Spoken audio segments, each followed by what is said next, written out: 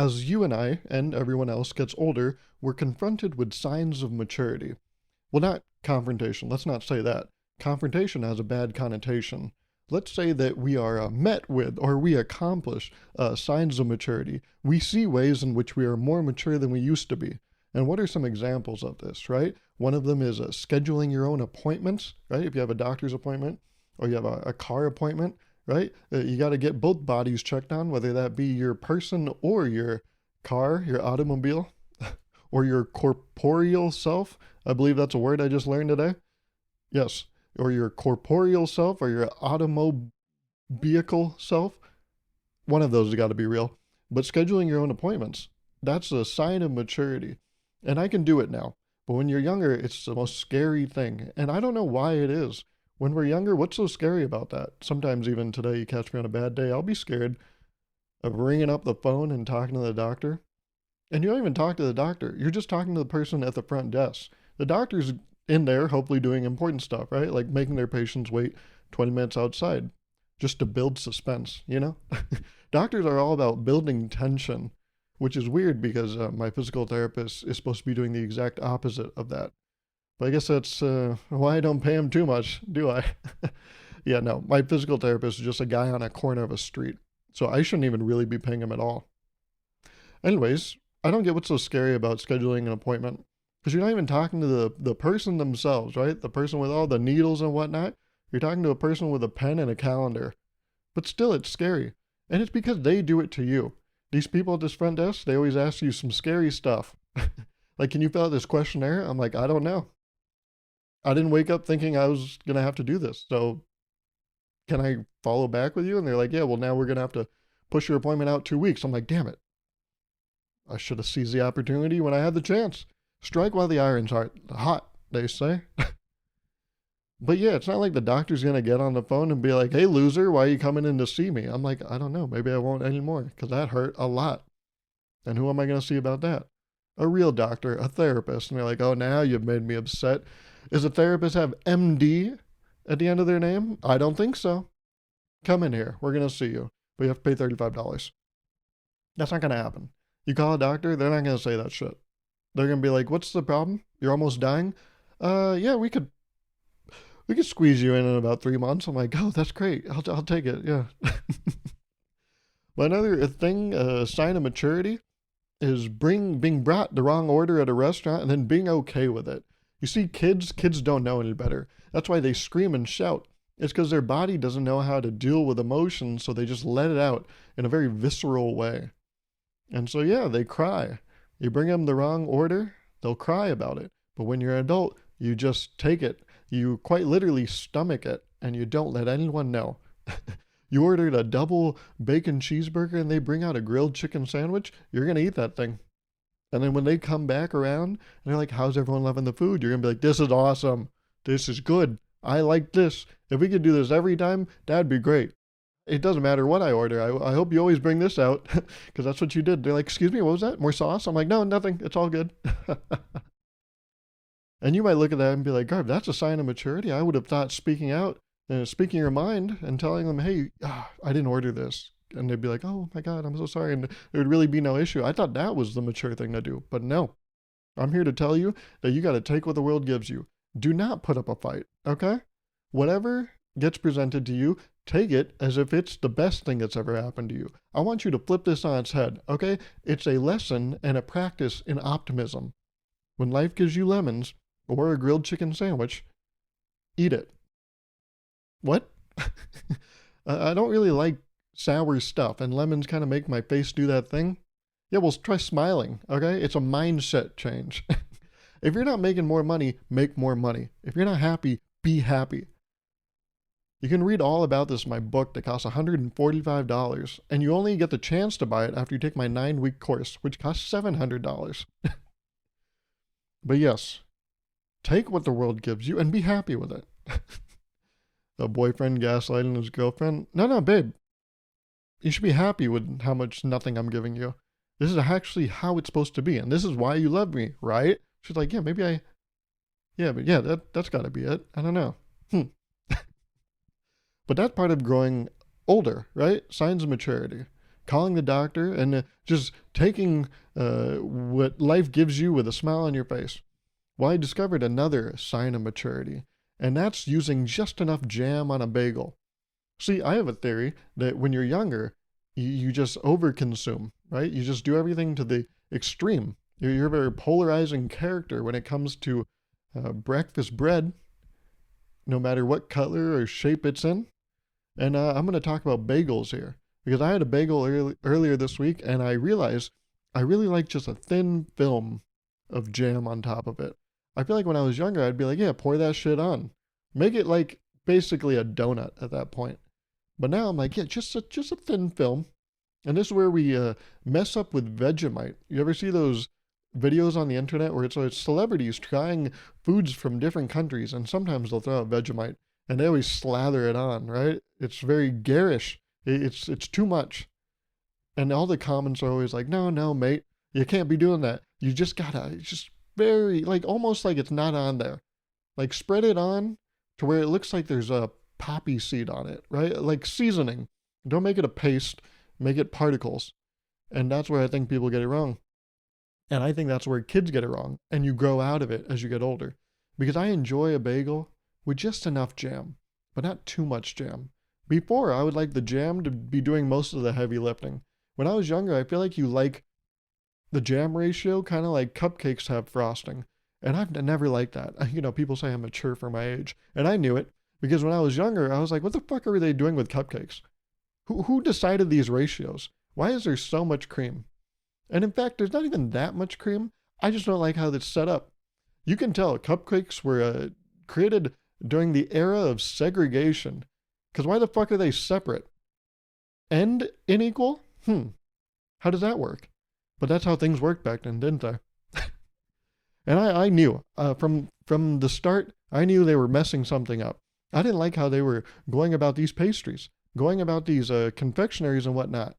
Because it's the ratio, it's all off. You're teaching kids the wrong thing. And that's why they go into this their bagel making ways with ill intent.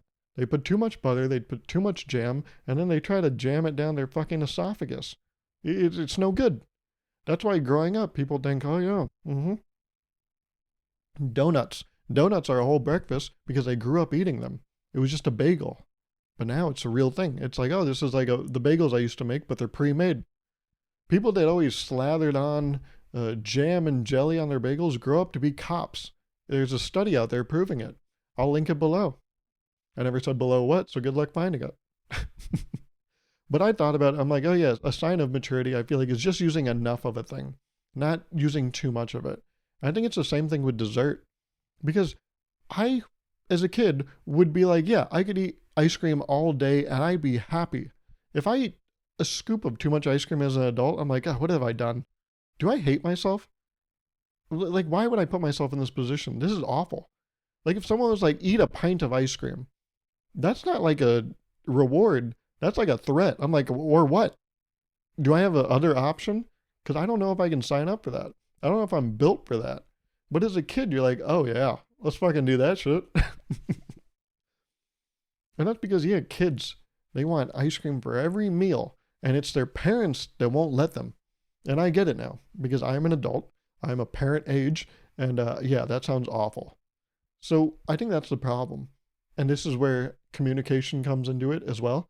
People always enact their behavior on others in the way that they see would work best for themselves, right? Parents, they go to these kids and they're like, no, you can't have ice cream for dinner. You got to have like something with carbs and protein. Here, have this protein bar and this protein shake and this grilled chicken with a side of broccoli and rice that I cooked up and meal prep for you. And the kid's going to hate it because they don't want that shit. And it's a communication error. That's why the kids start screaming and crying. And there's a communication error on the kid's side too. The kid doesn't know how to articulate themselves, and the adult thinks to treat everyone else just how they want to be treated. But that's not how we should act. We should act in our own best interest. I think we should embrace individualism and stop treating others how we would want to be treated. Actually, no, we should actually not even deal with others. I think we should all operate in our own ways. We should live in places by ourselves and eat what we want to eat.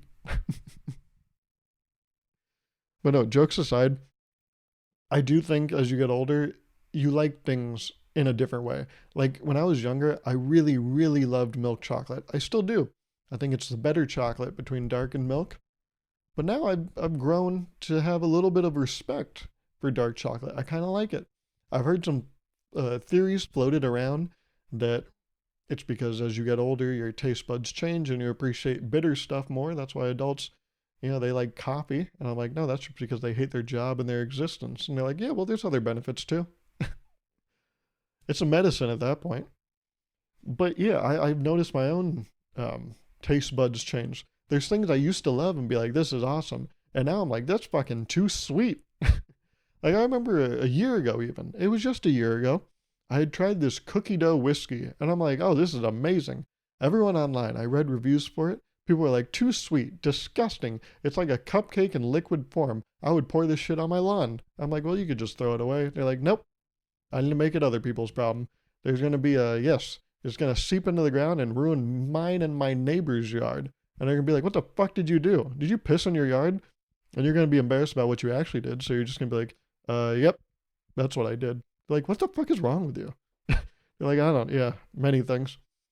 But I tried that cookie dough whiskey just the other week, and I'm like, what the fuck is this? Yeah, a year ago, I was like, I get why there's so many complaints because it's people that love whiskey. This shit would probably be disgusting. It's like a Krabby Patty enthusiast. I'm sure they would not like a Pretty Patty because they'd be like, what the fuck is that? This is a bastardization of the art form I love. But as a child, as a 25-year-old, I was like, no, this is awesome. Put more sugar in it. But now as a 26-year-old, I tried this cookie dough whiskey. I'm like, what the fuck are they doing? This is disgusting. I actually had a little sip. I was like, I can't finish the rest. This is like actually kind of gross. So yes, newsflash, people change as they get older. But some things don't change, and that's my love for PB&Js. I really like PB&Js. I love a PB&J like the '08 Celtics love a PB&J, shout out Kevin Garnett. But I still, every day, middle school, high school, every lunch, I would have a PB&J sandwich. Really, Garb? Not one day you had school lunch? Well, in 3rd, 4th, and 5th grade, I had school lunch a lot of days. I think maybe it was 2 or 3 days a week, and I kind of plumped up. 4th grade Gauruv is known as the pudgy Gauruv. If you ever find photos of myself, not that they're available online anywhere, but if you ever talk to my family and you find those 4th grade photos of myself, you'll see, oh yeah, it looks like you swallowed another kid. But then in 5th grade, I spit them out somehow. I looked fine.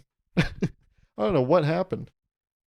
I looked like I was wearing a puffer jacket at all times, but I wasn't. I was wearing a half-sleeve shirt, and I still looked, like a cloud. Just before a storm, a dark cloud. But in middle school and high school, I took a PB&J every day at lunch, without fail. But you never had a school lunch card? You had them so much in elementary school, what happened? If we're being honest, in middle school, I thought the school was so big. And it was, relative to elementary school, it was a bigger campus.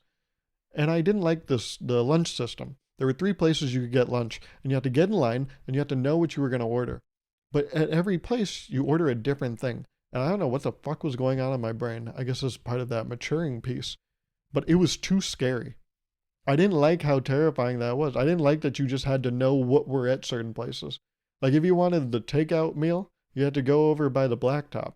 And then if you wanted the chicken strips, you had to go in the multi-purpose room that's seconded as a cafeteria. And I didn't have that figured out. I don't know what didn't work in my mind.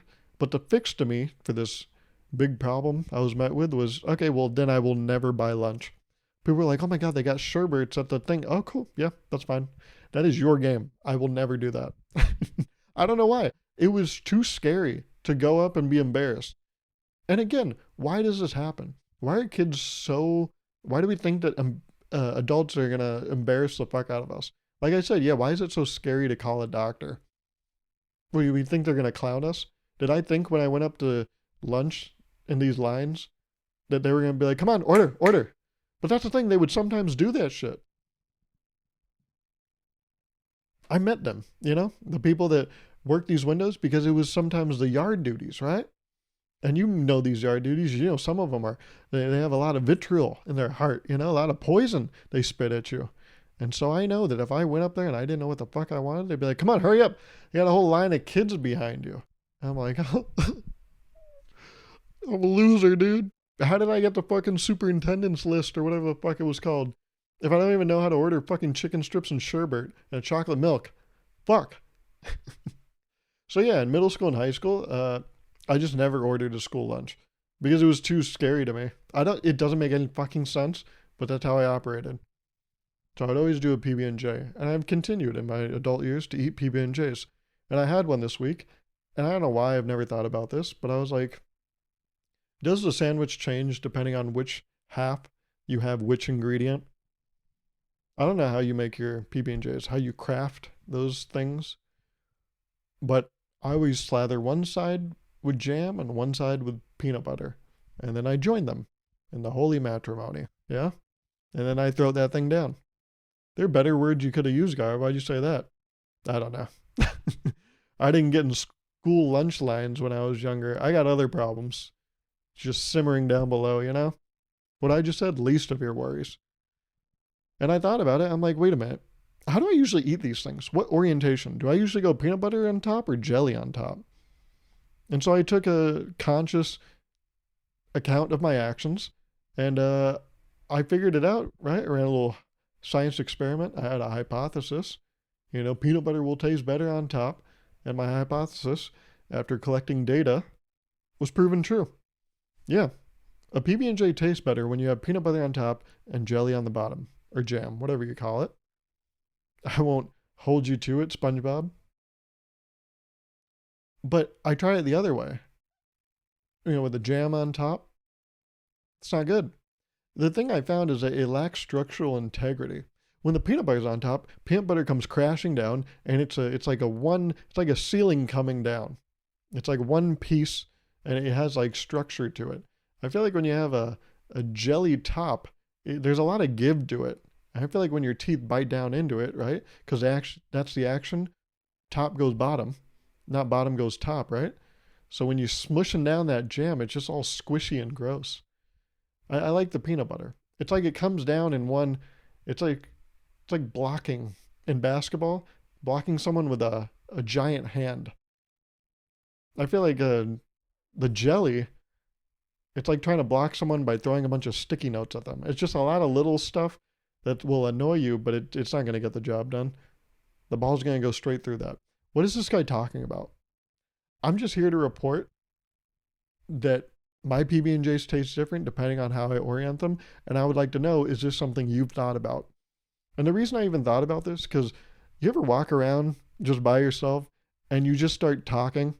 And so I was imagining myself on a first date. I was like, what's a good line to lay down on someone? And then at the time I was walking to my kitchen to prepare a meal. I was like, I'm gonna have a PB&J. I'm like, what's something I could ask a girl about PB&Js? And I was like, oh, here's something. I'd be like, oh yeah, which way do you like your PB&Js? Peanut butter on top or peanut butter on bottom? And I was like, and how would that go? Would they entertain that? Would they be like, huh? I never thought about that before. Fuck. I don't really know.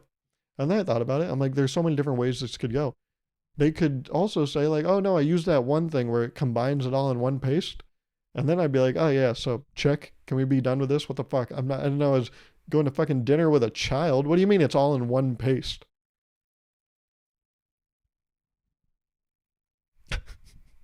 But yeah, I thought about it and I'm like, I think I could only be with someone that would treat that question with sincerity. If I was at dinner with someone that was like, what the fuck did you just ask? I'd be like, ah, yeah, I'm sorry. I don't think it's going to work.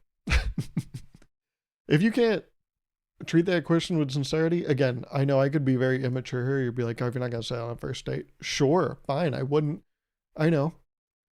This is the same guy that wouldn't get in lines at lunch when I was in middle school. So how brave am I? But no, I think if it got to a certain place, I would maybe throw that one out. So I just wonder what would the answer be? And then I wondered for myself if they turn it back on me, right? Because that's a veteran move. If you ever get asked a dumb question, you don't have to answer it. You just have to find a creative way to spin it on someone. So if this person found a creative way to throw it back at me and be like, huh, you know, I've tried mine many different ways. I've done a lot of years of research. So I don't want to give you the right answer. Let me know what you think first. I'd be like, oh my, wow. Huh. How dumb would I look if I sat there with no answer? That's the thing. You can ask stupid questions as long as you have an answer yourself. I think that's where a lot of people get in trouble. They'll ask stupid questions, and then they didn't even give it any thought themselves. This will get you in trouble at work, right? If you ask someone a question, if they have the ability to be like, oh, well, what do you think? And you got nothing, well, that makes you look really bad. You got to do your due diligence. And so by doing this little experiment, I just wanted to make sure I covered my butt. And I figured it out. And yeah, peanut butter is better on top. Confirmed, peanut butter is a top. Jelly is a confirmed bottom. Do you think there's sour feelings between fruits? Like, do you think watermelons look at apples and they're like, who the fuck likes them? They're so bland. They're like the turkey of fruits. People only like them because they're rooted in tradition. Like, no one likes an apple. We just eat them because it's the thing you're supposed to eat. Apples and bananas. Yeah, how deep were they in Wiggles' pockets to get that banger written? It's unfair, really. Watermelons, we got a bad rap. But apples, they just get to be in the forefront. They're the vanilla ice cream of that shit. That's what uninteresting people order at Baskin Robbins. There's so many options, and you're gonna go with that? Basic bitch. So I wonder, yeah, there's sour feelings between apples, or between fruits. Apologies. Because there's got to be some beef there, right? There has to be some fruits that just don't fuck with other fruits. Like kiwis probably felt real cute, right? Oh, look how small we are. And then grapes came waddling in, and everyone's like, oh, they're like, and kiwis are like, what the fuck? That's my whole thing. I'm like small. Get your own thing. But yeah, I wonder, because apples and bananas, yeah, they have such like a mainstay, right? They're like the LeBron of fruits with how much longevity they have. But then, you know, people like to hate the wildly popular thing, right? People always like to call them basic, right? Girls growing up, they would wear Uggs, and people would be like, oh, you're so basic. I'm like, yeah, but they're warm. Can we make that cool so I can do that too? That seems fun. Why are we hating on that? Guys, whose team are you on? We sacrificed comfort, all in the name of misogyny. How dare we? What game are we playing, huh? A losing one. I'll tell you that much. But yeah, people like to hate on the wildly popular things, all because they are wildly popular. And I don't think that's right. I think everyone needs to calm down and respect greatness, right? There might be the discussion, who's better, apples or bananas? They are the two of the greats, right? I even named them next to each other. Why do we have to say one is better than the other? Why can't we just appreciate them for who they are? Sure, they're both fruits, but they each have their own strengths and bring a different kind of dominance to the game. I think we should just appreciate them for who they are as individuals and not pit them against each other. Mango comes out of nowhere. Someone say pit? Sit the fuck down, okay? You're not in season. Stop having an opinion. No, yeah. Mangoes are actually probably like the hottest fruit. They grow in heat. They're so sweet. They look that nice color. Oh my goodness. So juicy. Yeah, mango's a hot ass fruit. I bet. Yeah. Whew. You got me heating up over here thinking about mangoes, man. You know why they're called that? Because they make a man go. I'll tell you that much. Okay. All right. How do people not feel like hitting each other in VR? I was on Facebook the other day. I don't know. I don't hate myself that much. Why'd I do that? But I was on Facebook the other day, and I saw this person I'm friends with. They posted like, oh, my February dump or whatever. And they had a picture of them and their husband, boyfriend. I don't know. I went to high school with them, so it's probably husband by this point. But they were with their husband in one of those VR rooms, right? Where you put on the goggles and you wear some stuff and you get to roam around in the world. And they weren't attached to anything. They were untethered, but tethered by love. Those two songbirds, I tell you what, they were arm in arm, I bet. I'm lonely. But no, I saw them doing VR next to each other, not tied to anything. And I saw, I had them on the bottom and then on the top what they look like. I'm like, oh, they're just two people running around the world. And I'm like, how are they not beating the shit out of each other? What? Gauruv, how did we get there? I'm just saying, if you've ever played video games with your friends, your innate instinct is to hit your friend in whatever game you're playing, right? And so if you're in VR, why would the rules be any different? You would still want to hit your friend. The problem is, in VR, when you hit your friend, you're hitting them in real life too. It just doesn't look like it. So I'm like, yeah, is there enough power in our brain to like stop ourselves? Because you've seen those videos, right? They put some, oh man, guy in his 40s or 50, they put him on a VR headset and they're like, yeah, go tightrope walking. We're all going to watch you. And then he almost kills himself in game. No, in real life. He trips or he jumps and you're like, oh, no, don't do that. But yeah, VR fucks with people's brains. You ever do a roller coaster VR? I've never done it, but I've seen it. Apparently, people say, yeah, it really feels like you're on it. You can actually get nauseous from being on a roller coaster VR. So I was like, if you're in there with your friend, how does your video game instinct not take over and you just don't, swipe them across the face? Watch out, Dora, because there's a swiper. But I wonder, yeah, did they hit each other? Surely they wouldn't post the pictures if it ended in a brawl, right? But I've never done VR. Maybe I have to try it out and then come back to you with an update. But if you'd done VR, how do you not resist the temptation and just, I was walking through a neighborhood. I saw a family take out an info sheet from a house that was for sale.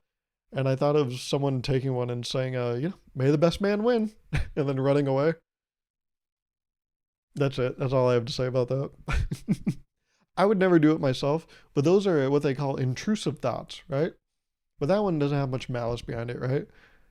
Like nothing bad would really happen from that. I would probably actually scare that family, and then they might make a rash decision because they'd be like, oh my God, we really got to get our kid into school. He's not in a great school district right now. This one looks great. This might be our only option for a house. And if there's other people, competition in this market, then we better go right now. Even though it's a bad deal, we were going to negotiate a little bit with the real estate agent. I think we have to spend the 30K plus just because we're up against that man. Surely that wouldn't happen, right? It would just be a little goop I play on them. They wouldn't go into debt. Probably have to sell the house in less than a year, all because of my little bit. Bits are harmless, right? They don't have any real life implications. Surely that would happen.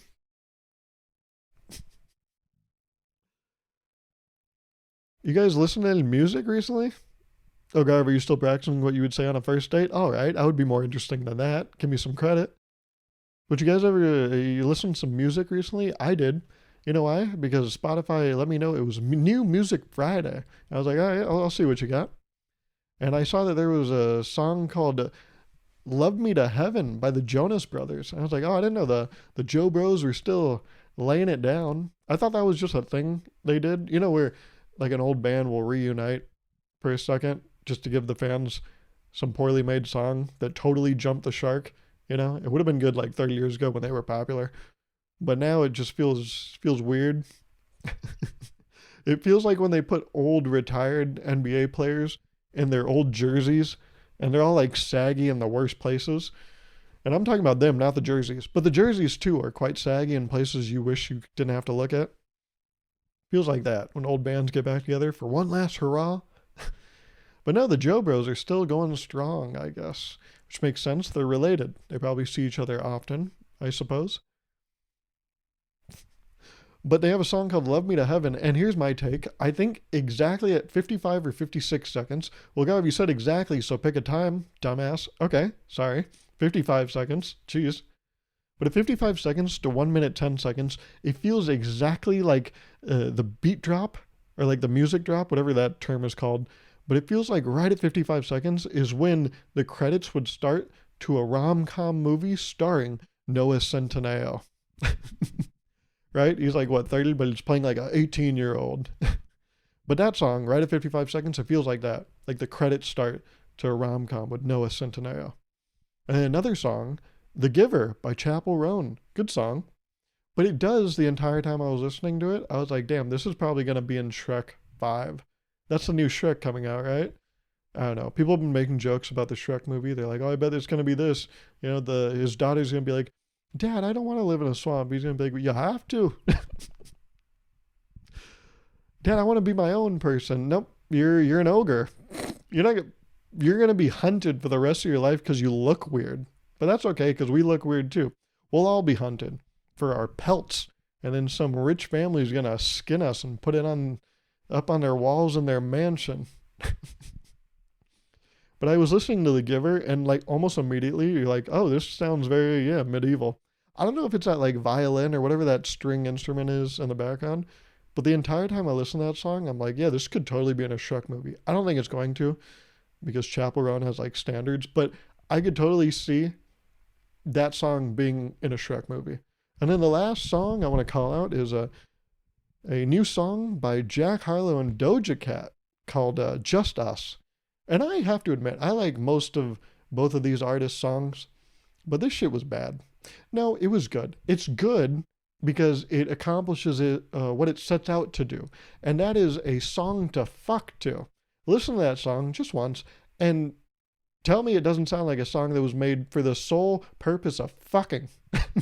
Because it's not a good song, but the entire time you're listening to it, you're like, oh yeah, nope, they want people to fuck to this. Because they even put their own like moans and shit in it, their own sexual sounds. So it totally sounds like it, right? It's like a song that's like a Simon Says for sex. You basically just follow what they say and you're like, yeah, yeah, we can get it done. It's not a song, right? You listen to like relax or like hype yourself up, or, you know, when you're driving to work.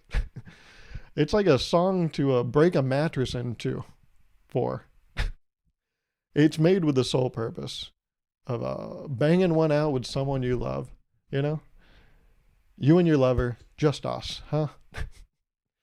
But no, I feel like it was a bit of a miss. I hate to say it. I love both of their discographies in totality, but that one, oh, yikes. But then I'll give you one more, actually. I'll tell you a song I've really, really been enjoying lately, and that's My 45 by Cuco. Cuco hasn't released very much music, I feel like, in the past few years, but he came out with this one. It's stunning. So is the music video. It's a great watch, a great listen, and I highly recommend it. And I hope this podcast episode was a great watch and a great listen. And guess what? This one's going to come out on time because I didn't wait until Sunday night to record it. Look at that. We're already getting better, aren't we? We're locked in. So make sure you lock in a like on this video. Subscribe if you haven't already. Thank you so much for listening. Thank you so much for watching one of the top rising podcasts in the world. And I will talk to you next week. Okay?